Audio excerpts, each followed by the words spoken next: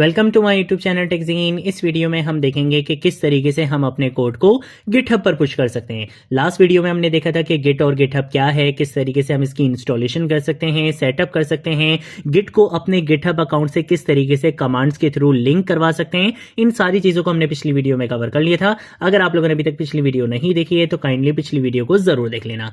इस वीडियो में हम देखेंगे कि हमारा कोई भी प्रोजेक्ट हो, चाहे कोई सिंपल प्रोजेक्ट हो, कोई सिंपल फाइल्स हो, रिएक्ट ऐप हो, एंगुलर हो, व्यू हो, नेक्स्ट जेएस ऐप हो, कोई भी प्रोजेक्ट हो हमारा, हम यहां वर्किंग डायरेक्टरी से अपने कोड को किस तरीके से गिटहब पर पुश कर सकते हैं, ये चीज आज हम इस वीडियो में कवर करेंगे। आपका सिंपल से सिंपल प्रोजेक्ट हो या एडवांस से एडवांस प्रोजेक्ट हो, कोड को पुश करने का, प्रोजेक्ट को पुश करने का गिटहब पे प्रोसेस हमेशा क्या रहता है, सेम रहता है। ठीक है, तो मैं बिल्कुल इजी एग्जांपल के साथ आपको यहां पे कवर करवाऊंगा सारी चीजें। आगे आने वाली वीडियोस में हम इन सारे कॉन्सेप्ट्स को बहुत डीपली कवर करेंगे। इस वीडियो को हम बिल्कुल सिंपल रखेंगे। ठीक है, सबसे पहले हम क्या करेंगे, हमें क्या चाहिए, अपना प्रोजेक्ट चाहिए। बेसिकली जिस प्रोजेक्ट को मैंने अपने गिटहब अकाउंट पे पुश करना है, तो उसके लिए मैं क्या करूंगा, मैं यहां पर आऊंगा, यहां पर आने के बाद मैं एक न्यू फोल्डर बना लूंगा। ये बेसिकली क्या रहेगी, मेरी वर्किंग डायरेक्टरी रहेगी। लेट सपोज मैं यहां पर कोई ई कॉमर्स प्रोजेक्ट पे काम कर रहा हूं। ठीक है, तो मैंने यहां पर आकर अपने फोल्डर का नाम यहां पे रख लिया, ई कॉमर्स रख लिया। अब इसके अंदर मेरी रिएक्ट एप्लीकेशन भी हो सकती है, एंगुलर ऐप भी हो सकती है, कोई भी यहां पे मेरी प्रोजेक्ट की डायरेक्टरीज हो सकती है, फाइल्स हो सकती हैं। मैं सिंपल क्या करूंगा, नोटपैड ओपन करूंगा। ठीक है, तो मैंने यहां पर आकर सर्च करना है किसके बारे में, नोटपैड के बारे में। और इस नोटपैड के अंदर हम यहां पे कुछ इस तरीके से काम करेंगे कि मैं यहां पर आकर ना एक H2 का टैग लिख लेता हूं, और इस H2 टैग के अंदर मैं यहां पे लिख लेता हूं गिट एंड गिटहब। कोई भी हम यहाँ पे टेक्स्ट वगैरह लिख सकते हैं, डेवलपमेंट कर सकते हैं, कोडिंग कर सकते हैं। जस्ट मैं आपको प्रोसेस समझा रहा हूँ कि किस तरीके से आप अपने कोड को गिटहब पे पुश करोगे। ठीक है, तो यहाँ पे बेसिकली मैंने क्या कर लिया है, एक H2 का टैग लिख लिया सिंपल। लेट सपोज हमारी यहाँ पे इस तरीके से एक फाइल थी, कंट्रोल एस से क्या करूंगा, सेव करूंगा। इसको सेव कहाँ पे करवाना है, ये आप देख लो, मेरी वर्किंग डायरेक्टरी कहाँ है, डेस्कटॉप पे। डेस्कटॉप पे मैंने अभी अभी किस नाम से फोल्डर बनाया था, ई कॉमर्स के नाम से बनाया था। ठीक है, तो हम यहाँ पे देख लेते हैं कि भाई हमारा फोल्डर ये रहा, ई कॉमर्स का। मैं यहाँ पे बोलूंगा इसको सेव करवाना है, और इस फाइल का नाम हम यहाँ पे क्या रख लेंगे, लेट सपोज मैं यहाँ पे रख लूंगा app.html। ठीक है, कि ये बेसिकली मेरी किस फाइल होगी, कौन सी फाइल होगी, HTML की फाइल होगी। ठीक है, तो मैंने इसको यहाँ पे इस तरीके से बना लिया है। अब अगर आप यहाँ पे आगे देखोगे तो ये, अच्छा इसको यहाँ पे रखना था, तो हमने इसको यहाँ पे इस तरीके से रख लिया है। ठीक है, ये बेसिकली फाइल मेरी यहाँ पर सेव हो चुकी है। अब हमने करना क्या है, अगर मैं यहाँ पे इस ऐप को यहाँ पे ओपन भी करूंगा तो देखो ये बिल्कुल परफेक्टली वर्क कर रही है। ठीक है, मैंने क्या करना है, अपने इस कोड को गिटहब पर पुश करना है। अब आप ये समझ लो कि भाई यहाँ पे एक फाइल है, रिएक्ट ऐप हो, नेक्स्ट जेएस ऐप हो, एंगुलर ऐप हो, प्रोसेस क्या रहेगा, सेम रहेगा। तो मैं सबसे पहले क्या करूंगा, प्रोजेक्ट तो मेरे पास आ गया, ये मेरी वर्किंग डायरेक्टरी है, लेकिन पुश कहां पे करना है, गिटहब अकाउंट पे। तो गिटहब अकाउंट पे पुश करने के लिए आपको इसके लिए क्या बनानी पड़ेगी, रिपोजिटरी बनानी पड़ेगी। जिस तरह से आपने वर्किंग डायरेक्टरी में काम करने के लिए यहां पर एक फोल्डर बनाया था, सेम ऐसे ही आपको अपने गिटहब अकाउंट पे, जो आपका एक होस्टिंग प्लेटफॉर्म है जहां पर आप अपने कोड को होस्ट करोगे, उसके लिए भी आपको क्या बनानी पड़ेगी, एक रिपोजिटरी बनानी पड़ेगी, जिसकी शॉर्ट फॉर्म बेसिकली रेपो होती है। ठीक है, रिपोजिटरी का मतलब होता है एक ऐसा फोल्डर जहां पे आपका कोड पुश होकर आएगा। तो हम यहां पे क्या करेंगे, रिपोजिटरीज के ऑप्शन पे क्लिक करेंगे। रिपोजिटरीज के ऑप्शन पे क्लिक करने के बाद हम यहां पे न्यू के बटन पे क्या करेंगे, क्लिक करेंगे, क्योंकि हमने यहां पर एक न्यू रिपोजिटरी क्रिएट करनी है। यहां पर आकर जिस तरीके से जब हमने यहां पर एक फोल्डर क्रिएट करा था, तो ये आपसे क्या पूछ रहा था, फोल्डर का नाम पूछ रहा था। सेम ऐसे ही जब हम यहां पे न्यू रिपोजिटरी क्रिएट करेंगे तो ये आपसे रिपोजिटरी का नाम पूछता है। लेट सपोज मैंने यहां पर आकर रिपोजिटरी का नाम रख दिया है माय प्रोजेक्ट रख दिया। ठीक है, आप यहां पे कोई भी नाम रख सकते हो रिपोजिटरी का, कोई इशू नहीं होता। आप अपनी रिपोजिटरी की कोई डिस्क्रिप्शन बताना चाहो कि भाई आपने अपनी रिपोजिटरी में क्या काम किया हुआ है, किस तरीके से किया हुआ है, वो सारी डिस्क्रिप्शन वगैरह आप यहां पे बता सकते हो। कौन सा टेक स्टैक आपने यूज करा है, सब कुछ आप यहां पे बता सकते हो। उसके बाद ये एक बहुत इंपॉर्टेंट ऑप्शन है, आप अपनी रिपोजिटरी को पब्लिक रखना चाहते हो या प्राइवेट। वैसे हम मोस्टली क्या करते हैं, अपनी रिपोजिटरी को पब्लिक रखते हैं, क्योंकि हम होस्ट ही किस लिए कर रहे हैं कि भाई बहुत सारे लोग मेरा प्रोजेक्ट यहां पे देख सकें, सब मेरा काम यहां पे देख सकें, हम यहां पे कोलैबोरेशन के साथ काम कर सकें, इसलिए हमने यहां पे क्या रखा हुआ है, इसको पब्लिक रखा हुआ है। अगर मैं इसको यहां पे प्राइवेट कर दूंगा तो फिर ये रिपोजिटरी कोई और नहीं देख सकेगा, सिर्फ मैं देख सकूंगा। अभी के लिए मैंने इसको क्या कर दिया, पब्लिक रख दिया। डिस्क्रिप्शन ऑप्शनल होता है, रखना चाहो तो रख लो, अदरवाइज ना रखो। ठीक है, उसके बाद हम यहां पर अगर क्या कर देंगे, क्रिएट रिपोजिटरी पे क्लिक कर देंगे। तो इससे क्या होगा, बेसिकली मेरी यहां पे रिपोजिटरी क्रिएट हो चुकी है, यानी कि मेरा यहां पे फोल्डर बन चुका है। मैं अपने कोड को यहां पर स्टोर करवा सकता हूं, होस्ट करवा सकता हूं। अब गिटहब पर कोड पुश करने के दो तरीके होते हैं। एक तो होता है कि आप यहां पर आओ और यहां पर आकर ड्रैग एंड ड्रॉप करके अपनी फाइल्स को पुश करवा दो। लेकिन ये जो वे होता है ये टोटली अनप्रोफेशनल होता है और हम as a developer, as a DevOps engineer कभी भी इस पर काम नहीं करते हैं। ठीक है, बहुत सारे लोग इस पे जो है वो कोड अपलोड करने के बाद ये समझ रहे होते हैं कि भाई हमने तो गिटहब सीख लिया, अदरवाइज ऐसा बिल्कुल भी नहीं है। ये टोटली अनप्रोफेशनल है, हमें ऐसा बिल्कुल भी नहीं करना चाहिए। इससे बस ये हो जाता है कि हमारी फाइल्स तो यहाँ पे सेव हो जाती हैं रिपोजिटरी में, लेकिन यहाँ पे कोई वर्जन कंट्रोल का कॉन्सेप्ट नहीं होता है। यहाँ पे एज अ टीम आप कोलैबोरेशन के साथ काम नहीं कर सकते, यहाँ पे आप ब्रांचेस का कॉन्सेप्ट इंप्लीमेंट नहीं कर सकते, यहाँ पे आपकी जो चेंजेस होती हैं वो ट्रैक नहीं हो रही होती हैं, बल्कि हमेशा आपकी फाइल्स को ओवरराइट किया जा रहा होता है। तो ये कभी भी हम इस तरीके से काम नहीं करते हैं एज अ डेवलपर और एज अ डेवऑप्स इंजीनियर। तो बिल्कुल भी हमने इस ऑप्शन को देखना ही नहीं है कि भाई ये ऑप्शन एग्जिस्ट करता है। हाँ, अगर आप कुछ पीडीएफ फाइल्स वगैरह जो है वो अपलोड करना चाहते हो, जिसके लिए भाई आपके पास और भी प्लेटफॉर्म्स हैं, उसके लिए गिटहब की आपको जरूरत नहीं है, बट बहुत सारे लोग इस तरीके से भी इसको यूज कर रहे होते हैं, तो उन केसेस में फिर आप ये अपलोड वाले ऑप्शन पे जा सकते हो। अदरवाइज जब हम प्रोजेक्ट पे काम कर रहे होंगे, हम डेवलपमेंट कर रहे हैं, हम हमेशा किसको फॉलो करते हैं? कमांड्स को फॉलो करते हैं। अब इन कमांड्स को देखकर स्टूडेंट सबसे पहले डर जाते हैं, बिगिनर्स डर जाते हैं, वो बोलते हैं भाई यार ये इतनी मुश्किल कमांड्स के याद करनी पड़ेंगी। लिटरली इसको कोई भी याद नहीं करता। ठीक है,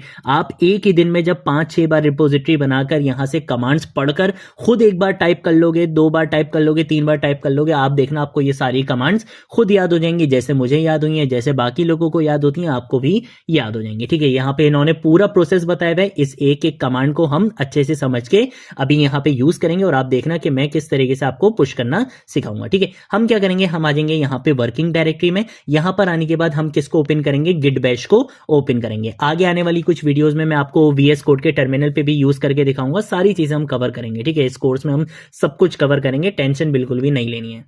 ठीक है, तो आप यहाँ पे पाथ भी देख सकते हो कि डेस्कटॉप के अंदर ई-कॉमर्स के नाम से हमने जो फोल्डर बनाया था वहीं पर ही मैंने क्या करा है, गिट बैश को ओपन करा है। ठीक है, मैं इसको एक काम ये करता हूँ कि हम इसको ना साइड बाय साइड रख लेते हैं और इसको हम यहाँ पे इस तरीके से साइड बाय साइड रख लेते हैं। ठीक है, अब मैं क्या करूंगा, मैं यहाँ पर आकर सबसे पहले तो आपको क्या करूंगा, गिट कॉन्फिग -list की कमांड यहाँ पे रन करके दिखाऊंगा। एक सेकेंड, मुझे इसको यहाँ पे लिखना है, गिट कॉन्फिग -list की कमांड, जिससे बेसिकली क्या होगा, गिट की कॉन्फ़िगरेशन आपको पता चल जाएगी। जो लास्ट वीडियो में हमने काम करा था ना, यूजर नेम को और यूजर ईमेल को, वही यूजर नेम जो आपके गिटहब अकाउंट का यूजर नेम है और वही यूजर ईमेल जिस ईमेल से आपने अपना गिटहब अकाउंट क्रिएट करा था, वो दोनों चीजें हमने कॉन्फ़िगर करवाई थी लास्ट वीडियो में। ठीक है, तो आप यहाँ पे देख सकते हो। ठीक है, अब क्या करना है, सबसे पहले हम क्या काम करेंगे, अपने गिट वाले भाई को अपने प्रोजेक्ट में लेकर आएंगे। अभी गिट डाउनलोड तो है मेरे सिस्टम में, लेकिन मैंने उस वॉचमैन को यानी कि अपने गिट को ये नहीं बोला कि भाई इस प्रोजेक्ट की चेंजेस को आपने क्या करना है, ट्रैक करना है। तो सबसे पहली कमांड हमारी होती है गिट इनिट की। मैंने यहाँ पे लिखा गिट इनिट, जिससे क्या होता है, आपके प्रोजेक्ट में गिट इनिशियलाइज हो जाता है। और जैसे ही गिट इनिशियलाइज होगा, देखो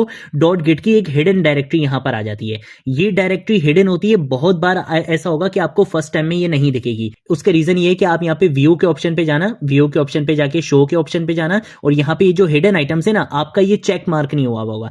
अगर मैं इसको अनचेक करूंगा तो देखो यहाँ पे ये जो हिडन डायरेक्टरी थी वो गायब हो गई। तो इसलिए मैंने इसको यहाँ पे क्या करा हुआ है, चेक मार्क करा हुआ है, ताकि ये हिडन डायरेक्टरी मुझे दिखनी चाहिए। इस डायरेक्टरी को बेसिकली कहा जाता है लोकल रिपोजिटरी।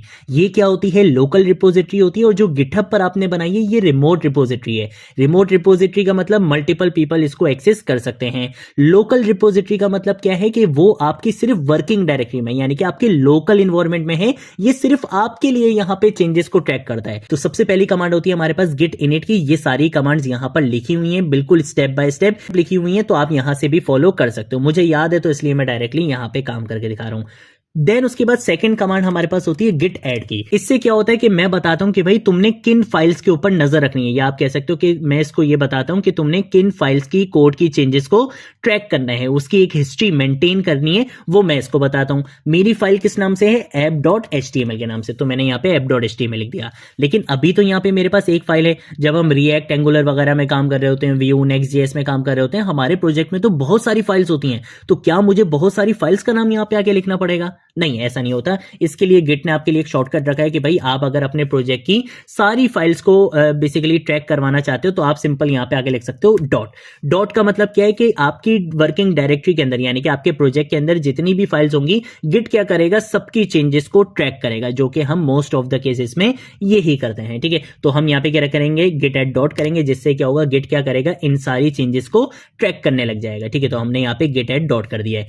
तीसरी कमांड होती है गिट कमिट की। अब हमने क्या बोला, हमने बोला कि भाई तुम चेंजेस को ट्रैक करना, चेंजेस को जब ट्रैक कर लिया, इसकी हिस्ट्री मेंटेन कर ली, तो अब जब हमने फाइनल कोड कर लिया है, इस फाइनल कोड को क्या करवा दो, अपनी लोकल रिपोजिटरी में स्टोर करवा दो। तो अब हम यहां पर आकर लिखेंगे गिट कमिट -m यानी कि मैसेज, और हम यहां पर आकर एक मैसेज दे देंगे। ये मैसेज बेसिकली होता है कि जब भी हम कोई फाइनल कोड अपना यहां पे गिट की डायरेक्टरी में स्टोर करवाते हैं ना लोकल रिपोजिटरी में, तो हम एक मैसेज दे देते हैं कि भाई अभी तक मैंने यहां पे काम कर लिया है, कि लेट सपोज मैंने जो है वो आज के दिन जो है वो मैंने होम पेज पे काम करा, तो मैंने जैसे ही अपना कोड फाइनल करा, फाइनलाइज करा अपनी गिट रिपोजिटरी में, मैं चाहता हूं कि ये स्टोर हो जाए, तो उसके लिए मैं क्या करूंगा, एक मैसेज इसको दे दूंगा कि भाई अभी मैंने यहां तक काम कर लिया। तो इससे क्या होता है, आपकी एक डॉक्यूमेंटेशन ना मेंटेन हो रही होती है। तो मैंने यहां पे लिखा गिट कमिट -m, और यहां पे आके आप कोई भी मैसेज लिख सकते हो, जैसे मैंने यहां पे लिख दिया let suppose h2 tag done. ठीक है कि भाई मैंने अभी जो है वो h2 टैग पे काम किया था, तो मैंने यहाँ पे इस तरीके से ये लिख दिया। ठीक है, इस तरीके से करके हम यहाँ पे कोई भी कमिट मैसेज लिखते हैं, जिससे क्या होता है कि जो हमने फाइनल कोड करा होता है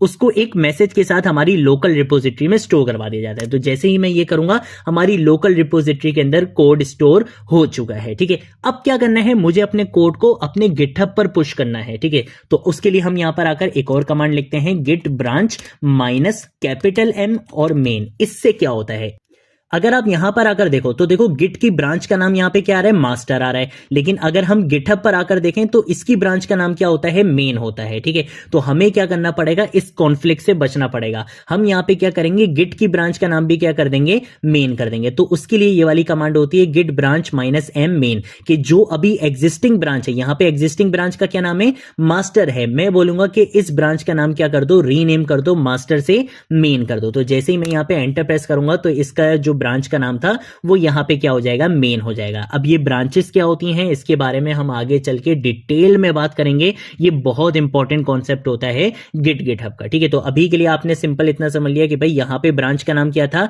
मास्टर था, और हमारी जो गिटहब पर जो ब्रांच होती है बाय डिफॉल्ट उसका नाम क्या होता है, मेन होता है। तो हमें इसको क्या करना था, रीनेम करना था। हमने इसको क्या कर दिया, रीनेम कर दिया। तो देखो पहले यहां पे मास्टर लिखा हुआ रहा था, लेकिन जैसे ही मैंने यहां पे लिखा गिट ब्रांच -m मेन, कि मेरी जो एग्जिस्टिंग ब्रांच है, जो करंट ब्रांच है, उसका नाम रीनेम कर दो, क्या कर दो, मेन कर दो। तो अब देखो यहां पे इस ब्रांच का नाम क्या हो चुका है, मेन हो चुका है। अब क्या करना है, मुझे रिमोट एक्सेस चाहिए, मुझे इस लोकल रिपोजिटरी को क्या चाहिए, यहां से जब कोड पुश करवाना है रिमोट रिपोजिटरी में, तो इसको पता होना चाहिए कि रिमोट रिपोजिटरी कौन सी है, क्योंकि मेरे गिटहब अकाउंट पर तो बहुत सारी रिमोट रिपोजिटरीज बनी हुई है।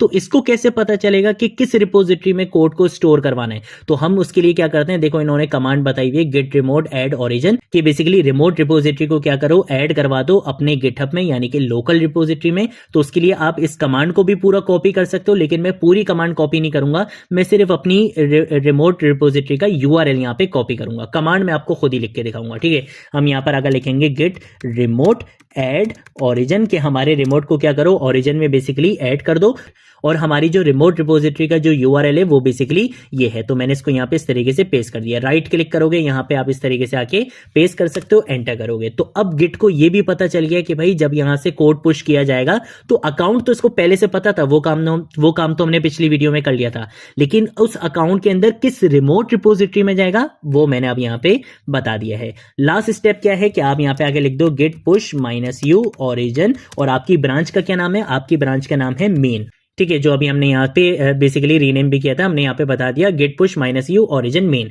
यहाँ पे मैं क्या करूंगा, एंटर प्रेस करूंगा। जब आप बिल्कुल फर्स्ट टाइम गिटहब पे कोड पुश करते हो तो ये आपसे ऑथेंटिकेशन भी मांगता है। ठीक है, तो अभी देखना यहाँ पे हमारे पास एक ऑथेंटिकेशन का नोटिफिकेशन आ जाएगा। देखो ये आ चुका है। यहाँ पे बेसिकली आपके पास दो तरीके होते हैं, या तो आप sign in with your browser कर दो जो सबसे आसान है, अदरवाइज आप साइन इन विद कोड कर सकते हो। एक कोड आता है फिर उसको कॉपी पेस्ट करना पड़ता है। मैं डायरेक्टली क्या करूंगा, sign in with your browser कर दूंगा। ठीक है, तो देखो यहाँ पे ब्राउजर पे लेकर आएगा और यहाँ पे आपकी जो ऑथेंटिकेशन थी वो कंप्लीट हो चुकी है। ठीक है, अब आप यहाँ पे थोड़ा सा वेट करो, ये यहाँ पे थोड़ा सा टाइम लेगा और आपका जो कोड था वो गिटहब पर पुश हो चुका है। ठीक है, तो हमने यहाँ पे देख लिया है कि किस तरीके से हम अपने कोड को गिटहब पर पुश कर सकते हैं। अगर मैं यहाँ पर आता हूँ, यहाँ पे आके रिफ्रेश करता हूँ, तो आप यहाँ पे देख सकते हो कि जो काम मैंने वहां पे करा था वो काम आपको यहाँ पे मिल चुका है। जो आपकी फाइल थी वो यहाँ पर आ चुकी है। यहाँ पे आप देखो वो कमिट मैसेज, जो मैंने मैसेज लिखा था ना, वो कमिट मैसेज भी देखो यहाँ पर आ चुका है। और अगर मैं इस पे यहाँ पे क्लिक करूंगा तो ये मुझे बता देगा कि भाई जब आपने ये कमिट किया था तो आपने अपनी फाइल के अंदर ये वाली लाइन लिखी थी। इस तरीके से ये कमिट वाइज क्या करता है, सारी चेंजेस को यहाँ पे आपकी रिपोजिटरी रिपोजिटरी के अंदर शो करवाता है। तो ये बेसिकली हमारे पास कॉन्सेप्ट होता है कि किस तरीके से हम अपने कोड को गिटहब पर पुश कर सकते हैं। ये बिल्कुल बिगिनर वे में मैंने आपको कमांड्स एक्सप्लेन करी है। आगे आने वाली वीडियोस में हम इनके बैकएंड के प्रोसेस भी थोड़ा सा समझेंगे कि बेसिकली किस तरीके से चेंजेस को ट्रैक किया जा रहा होता है। चेंजेस को ट्रैक करने में जो प्रोसेसेस होते हैं कि स्टेज एरिया क्या होता है, फिर उसके बाद अनट्रैक क्या होता है, मॉडिफाई क्या होता है, ट्रैक क्या होता है, इन सारी चीजों को भी हम आगे आने वाली वीडियोस में कवर करेंगे। ठीक है, तो ये बिल्कुल बेसिक स्टेप था। कमांड्स को देखकर कंफ्यूज बिल्कुल भी नहीं हो रहे हैं। जैसे ही हम गिट गिटहब कंप्लीट करेंगे मैं आपको कुछ नोट्स भी प्रोवाइड करूंगा जिसमें गिट गिटहब की सारी कमांड्स लिखी हुई होंगी विद एक्सप्लेनेशन। और वैसे भी जितना आप इन चीजों को प्रैक्टिस में लेकर आओगे आपको ये सारी चीजें अपने आप आने लग जाएंगी। ठीक है, तो आज की वीडियो के लिए इतना ही। अब हम मिलेंगे नेक्स्ट वीडियो में नेक्स्ट टॉपिक के साथ। तब तक के लिए बाय बाय।